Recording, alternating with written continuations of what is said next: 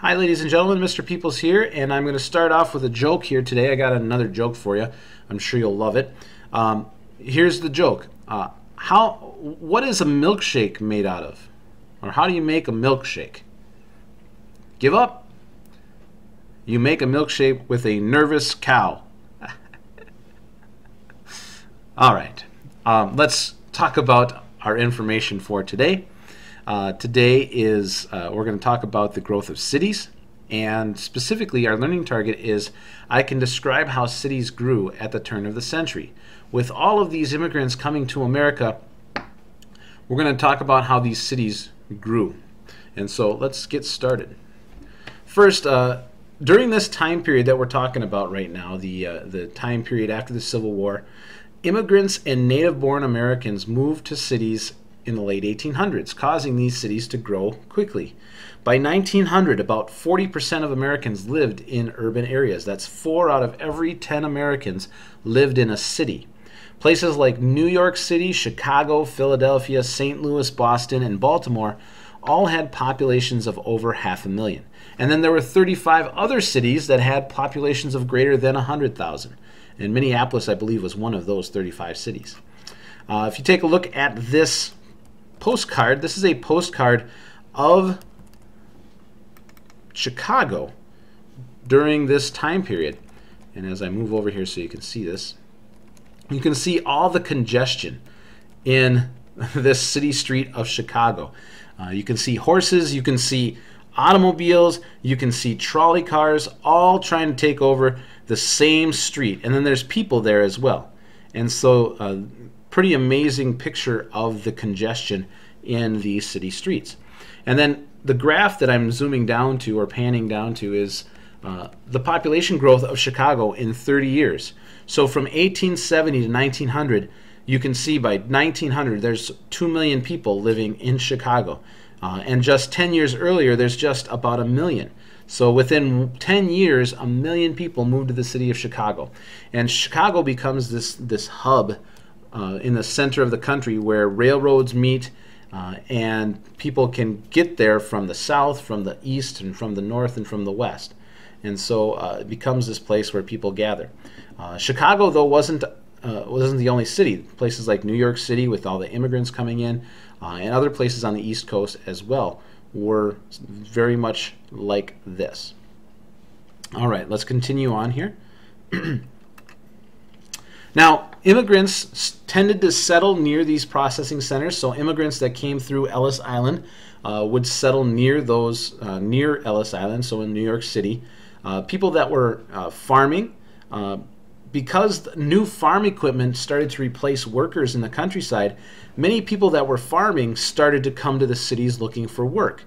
And so they traveled to the cities, another reason why those cities started to grow. So you had immigrants, you had farmhands coming to look for work, and then in the north specifically, you had African Americans moving north to try and escape the discrimination of the South.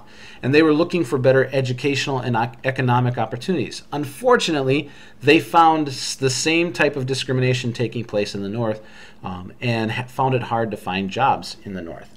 And then, of course, railroads helped people move to the cities because you had major connection points like Chicago that became hubs of opportunity. So people could move from the country into the city easily by taking the train into the city.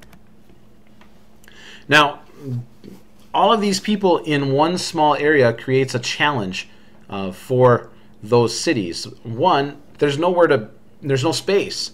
So rather than building out, these cities had to now start building up.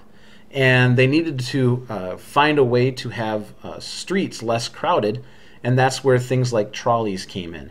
And New York City created the subway, and they built the subway there so the streets would remain open, and then they could have little trains running underneath the city. Typical city buildings in the mid-1800s were only 5 stories tall because cement or brick wouldn't let you build anything taller. After 5 stories, the brick would start to break down on itself because it was too heavy. But then the creation of steel, and steel could now be made inexpensively, and architects start to build buildings using steel beams.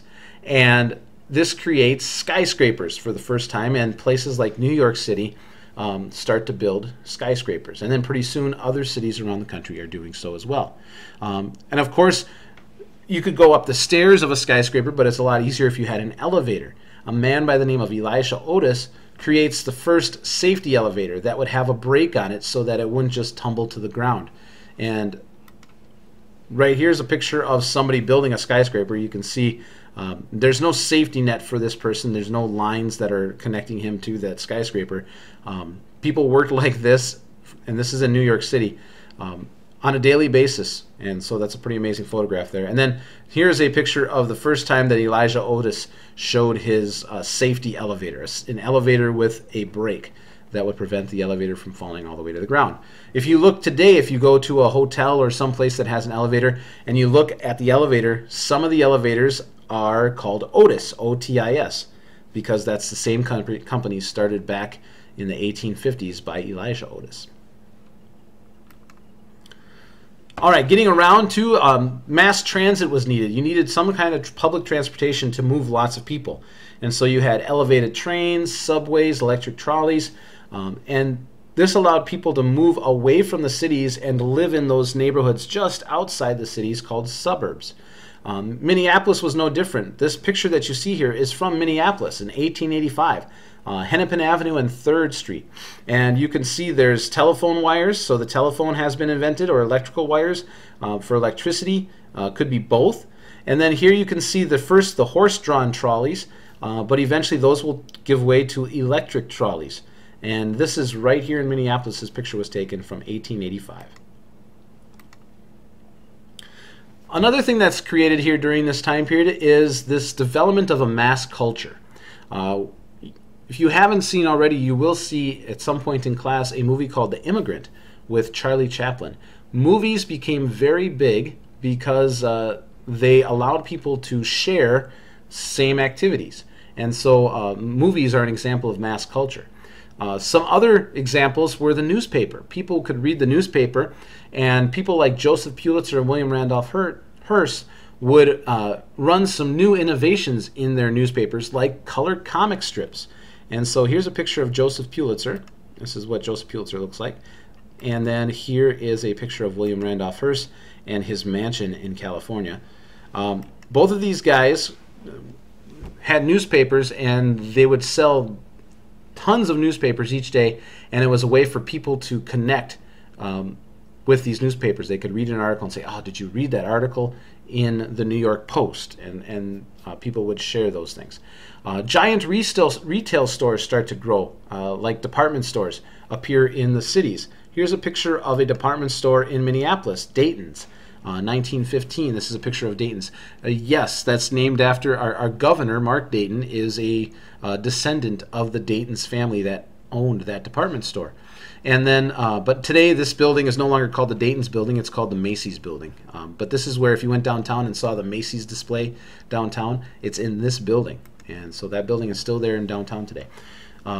You have world fairs pop up and amusement parks. Here's a picture of one of the early bumper cars from Coney Island in New Jersey.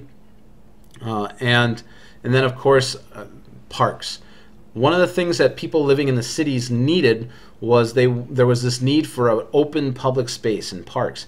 And so a man by the name of Frederick Law Olmsted becomes nationally famous for his design of Central Park in New York City. And so here's kind of a diagram of it, and then here's an aerial view of Central Park. And you can see right in the midst of the city, there's this oasis of a park area. And so many people moved in the city. Those immigrants that came, as well as people that were living in the country, came into the city during this time looking for work. And we just talked about some of those challenges and some of the ways those challenges were dealt with as people moved into the cities. If you have any questions, please let me know, and we can talk about them in class. Thank you very much.